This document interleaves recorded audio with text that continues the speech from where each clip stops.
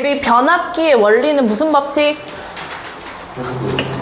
전자유도 법칙이죠. 패러데이 렌츠의 전자유도 법칙이고, 변압기의 구조는 변압기 철심과 변압기 권선인데, 이 철심에는 항상 뭐하고 뭘 해야 되죠? 성층 규소. 그렇지. 그렇죠. 규소와 성층입니다. 그럼 여기 참고적으로 규소 몇 프로라고 쓰면 참 좋겠죠. 약 4% 정도. 이유도 철심에 얘네들 하는 이유는 철손 감소 목적이에요. 자, 유도 기전력 계산했더니 이렇게 나오더라 이거죠. 그럼 여기서 우리가 알아야 될 거 하나 써볼까요? 기전력은 누구와 누구의 곱에 비례하더라?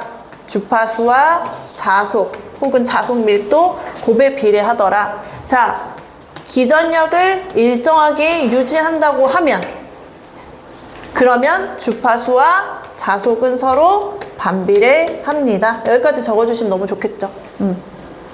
그래서 변압기 유도 기전력 관계, 요소들과의 관계를 좀 봐주시면 좋을 것 같고, 자, 권수비가 나옵니다. 그죠? 근데 제가 다 써드리지 않았어요. 거긴 권수비 다 써있나요? 안 써있나요? 권수비 볼게요. 권수비는 우리가 변압기 변성 비율을 나타내는 것으로서 기본적인 구조가 2차 측분의 1차 측이다 그랬습니다. 그죠? 권수, 기전력, 전압 다 2차 측분의 1차 측. 그 다음에 저항류들, 그러니까 임피던스, 리액턴스, 그 다음에 권선 저항 모두 다 2차 측분의 1차 측. 하지만 누구만? 전류만 1차 측분의 2차 측. 그리고 이 임피던스, 리액턴스, 저항류들은 다 루트를 씌워줘야 된다. 제곱근을 씌워줘야 된다. 그랬습니다. 이게 권수비. 그래서 권수비를 계산할 수 있어야 된다 했죠. 기본적인 건 요거였잖아요. 우리가 1차 측 전압은 2차 측 전압에다가 권수비를 곱한 것과 같고, 1차 측의 전류는 2차 측의 전류에다가 권수비분의 1을 곱한 것과 같고, 1차 측의 임피던스는 2차 측 임피던스에다가 권수비의 제곱을 곱한 것과 같고, 이거 정도는 아이고 이렇게 돼야겠죠. 이거 정도는 알고 있으면, 몰라도 상관없어요. 우리가 계산기가 있으니까 알고 있으면 좀 쉽게 계산할 수 있겠죠. 자, 여기 있네요. 변압기 임피던스 환산 이렇게 돼 있어서, 그래서 이거 좀 참고해 주시면 좋을 것 같고요. 자, 등가 회로. 자, 등가 회로를 간략하게 설명하면 1차 측의 전압을 인가시켜주면 여자 전류가 흐르게 됩니다. 그쵸? 여자 전류가 흐르면서 철송과 자속 발생을 동시에 하더라. 그래서 병렬로 되어 있고요.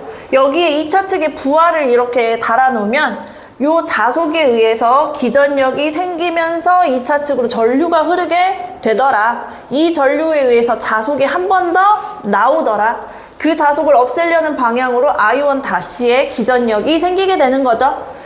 그러면서 얘로 인해서 이 자속, 얘의 전류로 인한 자속과 여기 2차 측의 전류에 의한 자속이 서로 같더라 해서 권수비가 나오는 거고, 그래서 이렇게 되더라 라고 보시면 돼요. 그래서 1차 측에 지금 권선이 많이 감겨 있죠. 이거를 이렇게 표현하죠. 권선 저항 플러스 리액턴스. 여기도 권선 많이 감겨 있죠. 이걸 어떻게 표현해요? 권선 저항 플러스 리액턴스. 이렇게 되는 거예요. 자, 그렇게 되더라 라고 보시면 되세요. 그 참고적으로 요거 잠깐만 보세요. 얘는 2차 측에다가 요렇게 권수비를 다 곱하거나 나누거나 제곱을 곱하거나 이렇게 했잖아요. 근데 얘를 어떻게도 말할 수 있냐면, 얘를, 이게 다 1차 측으로 환산한 값이죠. 그쵸? 그래서 요 등가 회로는 1차 측으로 환산한 등가 회로라고 말할 수 있어요. 이렇게요.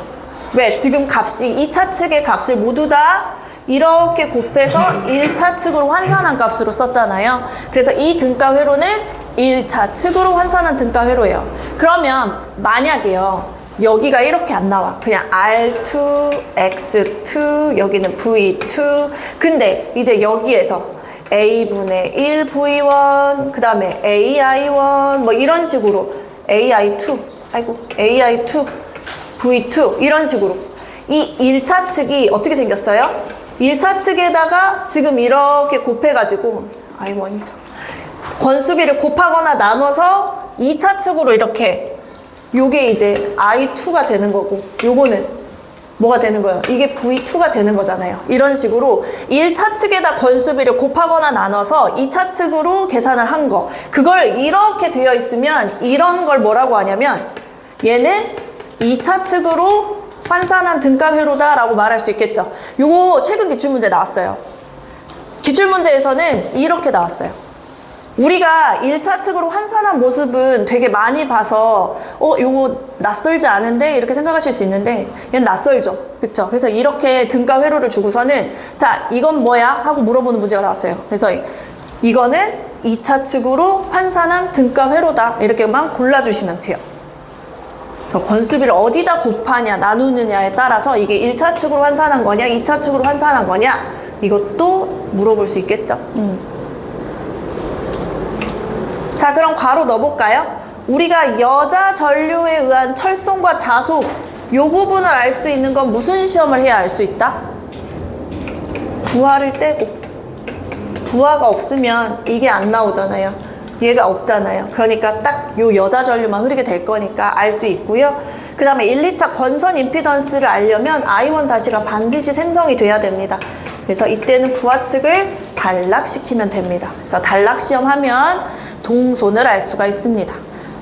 이 유도 전동기도 비슷하게 나와요. 그래서 이거는 좀 그렇구나 하고 보시면 될 것 같아요. 그래서 무부하 시험하면 우리가 철손 알 수 있고 자속 알 수 있고 단락 시험하면 동손 알 수 있다.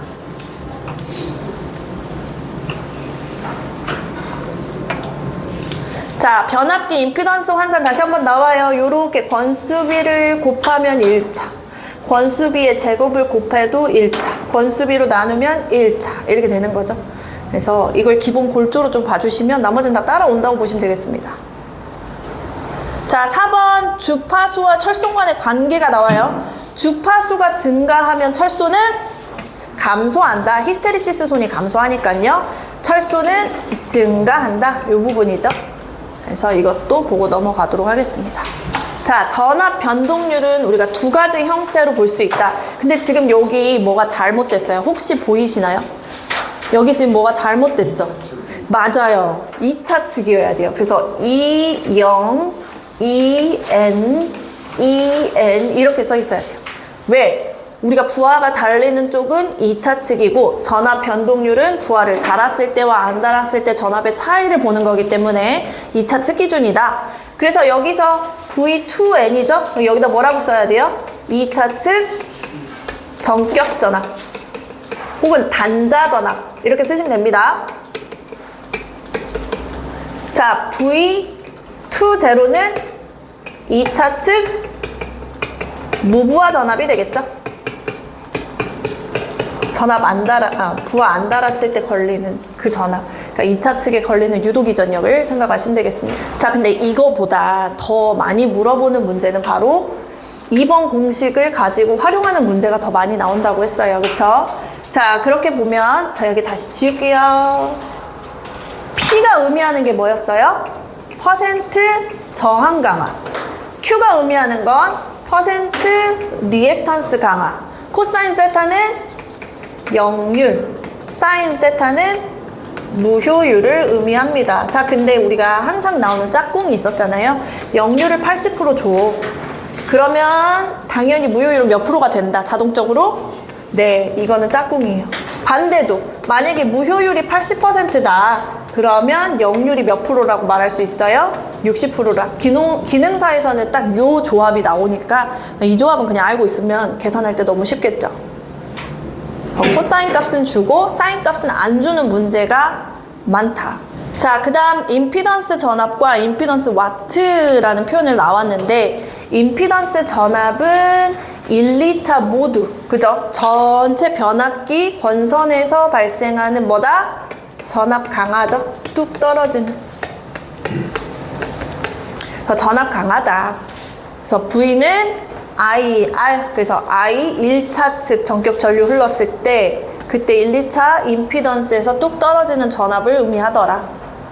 자, 임피던스 와트는 동손이랑 같은 말이라고 했어요. 그래서 1, 2차 권선에서 발생하는 동손이다. 그래서 I 제곱 R로 구하게 되는 거죠. 그래서 부하가 다 달렸을 때 흐르는 전격 전류를 1차 측에다가 넣어주게 되면 그 전류 제곱에 비례해서 그만큼의 열 손실이 나오게 되더라 라는 거죠. 임피던스 전압과 임피던스 와트의 의미. 자, 변압기 효율 가겠습니다. 우리가 효율을 계산하려면 손실을 알아야 되는데 손실은 크게 두 가지가 있더라. 무부하손이냐 부하손이냐. 자, 무부하손의 대표 주자는 뭐예요?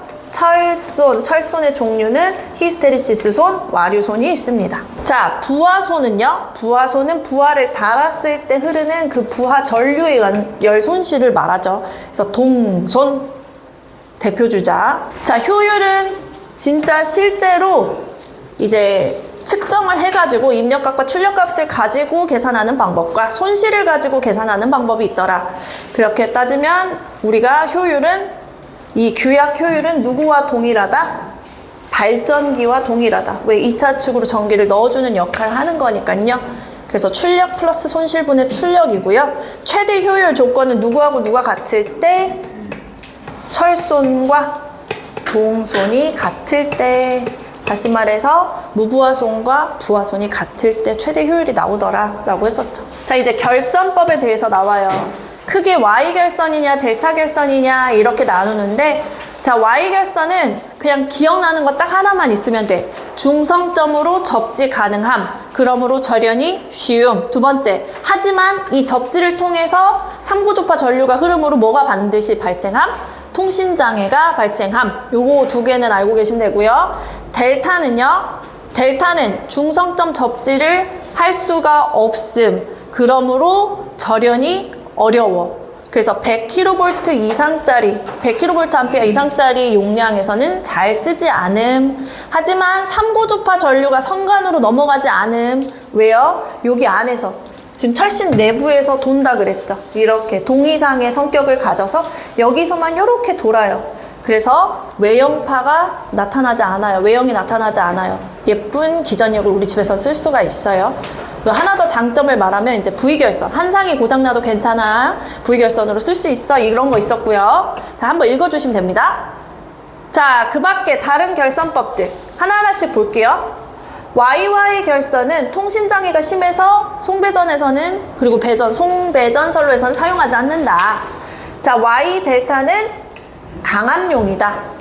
델타 Y는 승압용이다. 저 여기에 크게 써놨어요. 중요하다는 뜻이에요. 나올 거니까. 둘 다 Y결선의 장점과 델타 결선의 장점을 이제 같이 사용할 수 있다라고 하고요. 자, V결선에서는 1번, 2번, 3번까지 쓸게요. 이용률이 무슨 뜻이었어요? 변압기 두 대로 V결선을 했을 때랑 그냥 두 대로 출력이 나왔을 때를 비교한 거야. 그랬을 때는 두 대는 2P. 그거를 V결선하면 몇 P? 루트 3P. 한 쌍의 루트 3배. 자, 이거를 3번에 쓰고 싶었어요. 뭘 쓰냐면 V결선 시 출력을 물어봐요. 이거 계산하는 문제. 자, 이거 뭐예요? 한 쌍의 몇 배? 루트 3배의 출력값이 나오더라. 이게 되는 거죠. 그래서 두 대를 이용했을 때, 그냥 두 대 이용했을 때의 출력과 그걸 V결선했을 때의 출력값에도 차이가 있더라. 이게 얼마? 0.866. 다시 말해서 86.6%. 이게 무슨 의미다? 두 대 출력보다도 좀 덜 나와요. 86.6%만 나와요.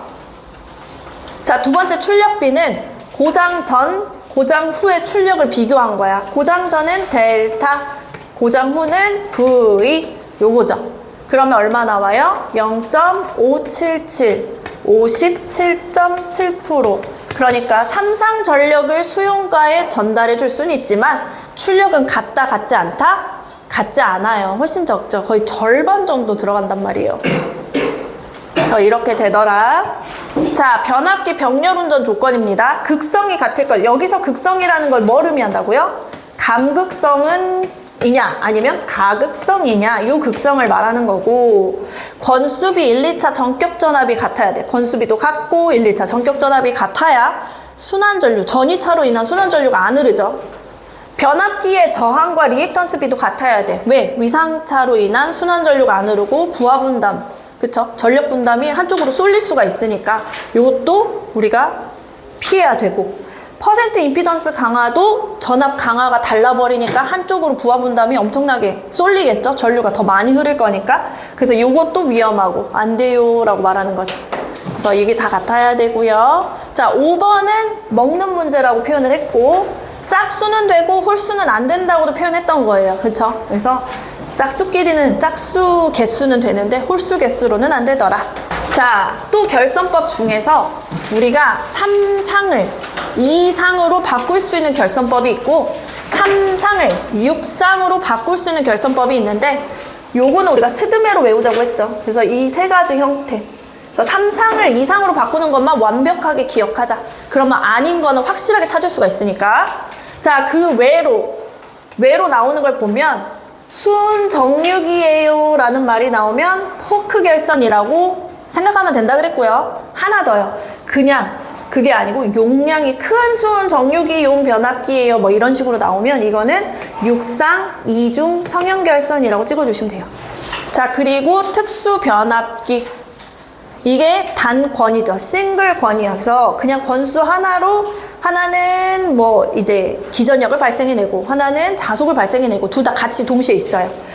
여기서 자기 용량이 무엇이냐 계산하시오 라는 문제가 나왔었죠. 자기 용량은 만들어지는 기전력과 부하로 들어가는 전류의 곱, 이게 자기 용량. 요거를 다시 쓰면 보통 우리가 여기 봐도 승압용으로 쓰잖아요. 그럼 여기 걸리는 전압 E는 요 큰 전압 마이너스 인가 전압을 해주면 딱 나오죠. 그래서 요거를 큰 전압 마이너스 인가 전압 곱하기 I2로 계산할 수 있습니다. 그래서 이것도 그렇구나 하고 봐주시면 되고요. 이제 나머지는 이제 특징들. 이 권선 하나로만 다 쓰니까 누설값도 좀 적어. 그러니까 이제 손실이 좀 적어지고 안정도가 높아져. 이런 말 하는 거고요. 그리고 항상 요 봐봐. 부하 용량이 크죠. 누구보다? 자기 용량보다. 그러니까 소용량으로도 큰 부하를 사용할 수가 있다. 뭐 이런 거죠. 경제적이다. 하지만 절연은 어려워요 라고 말해주고 있는 부분이고요. 자, 누설 변압기는 딱 하나만 기억하면 된다 그랬죠? 일부러 누설을 엄청나게 만들어. 그러면 전압이 어떻게 돼? 뚝 떨어져. 근데 이게 떨어지다 임계치를 넘어가면 그냥 일직선으로 뚝 떨어지는 수하 특성을 보입니다. 그쵸? 그래서 뭐로 써요? 용접용으로 쓴다 그랬죠. 누구랑 똑같아요? 차동 복권 발전기. 그쵸? 자, 세 번째 3권선 변압기요. 3권선 변압기는 이렇게 여기서 중요한 건 용도라 그랬거든요. 그래서 일단 YY가 아니야. YY 델타. YY는 못 쓰니까. 그래서 YY 델타 결선이고, 델타 결선을 통해서 3고조파 제거 가능하고 조상기를 접속해서 역률 조정도 가능하다. 그래서 3권선 변압기는요, 조상기 접속을 위해서 사용한다. 자, 계기용 변압기입니다. PT라고도 하고 옆에 써주세요. VT라고도 하고요. 뭘 측정하기 위해서? 전압을 측정하기 위해서. 무슨 전압으로? 고압에서 저압으로 변성하는 기기죠. 2차 측은 고정돼 있다고 그랬어요. 110V로 고정. 그리고 이 PT나 VT는 무슨 접속시킨다고 했어요? 전원에 병렬 접속시킨다고 그랬어요. 그리고 2차 측 전격 전압 110V로 맞추고 여기에다 뭐 달아요? 당연히 전압계 달아서 전압을 측정합니다. 그쵸? 자, 계기용 변성기 아니죠. 변류기.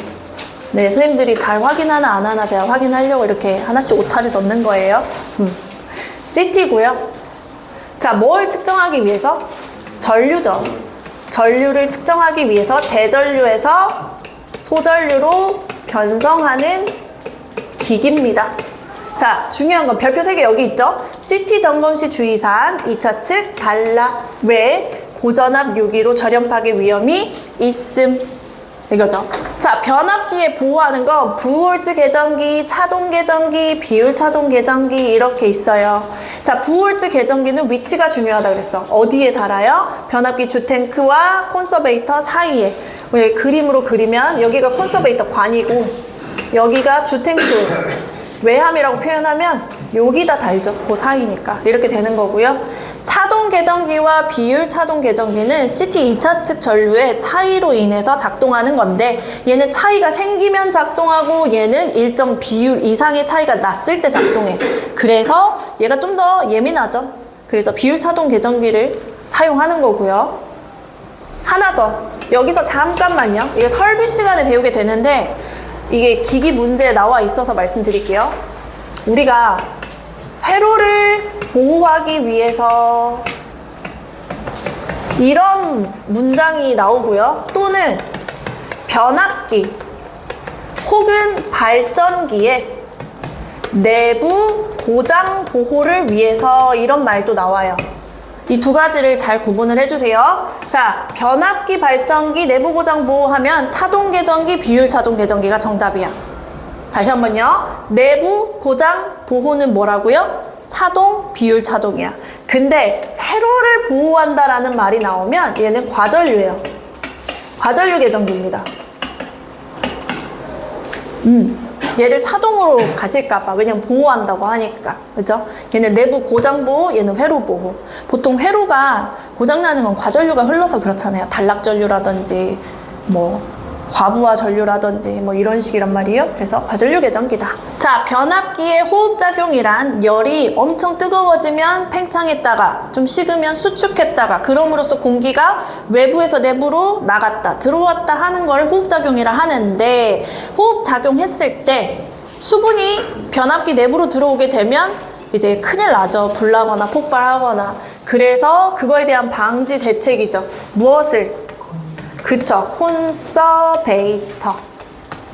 콘서베이터 밖에 또 뭐 있어요? 그 외부에서 제일 먼저 수분을 이제 없애주는 녀석.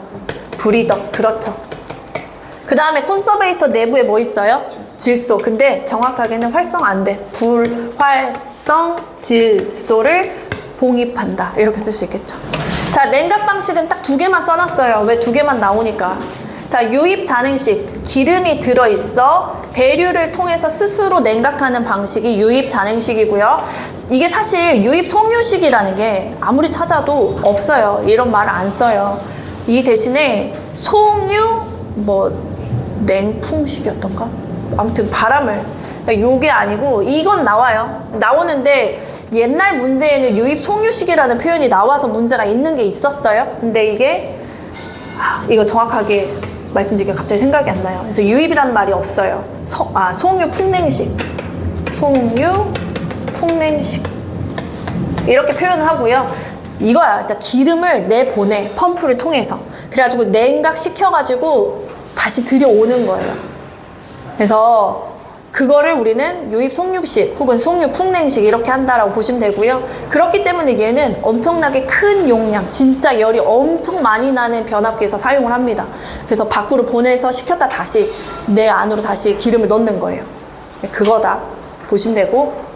자, 건조법은 3개가 있었어요. 뜨거운 바람, 단락전류 열 이용을 해서 식히는 거, 그 다음에 진공법, 밀폐해서 가열 건조시키는 거, 이런 건조법이 있었고, 온도 상승 시험법에서는요, 실부하법. 이거 실제로 많이 사용하지 못해요. 왜냐면 실제 부하를 달고 시험을 하는 거기 때문에 용량이 작은 거에서만 가능할 거고. 자, 반환 부하법은 변압기 2대 병렬로 연결해 놓고 한 놈은 철손, 한 놈은 동손 이래가지고 이렇게 하면서 온도 측정하는 거, 얘가 가장 좋은 방법이라고 표현했어요. 단락 시험법은 그냥 가장 널리 사용되고 있어요. 단락해가지고 온도를 재는 거겠죠. 그래서 단락 시험법은 가장 널리 사용, 얘는 가장 좋은 방법, 반환 부하법은. 그래서 그렇게 되더라.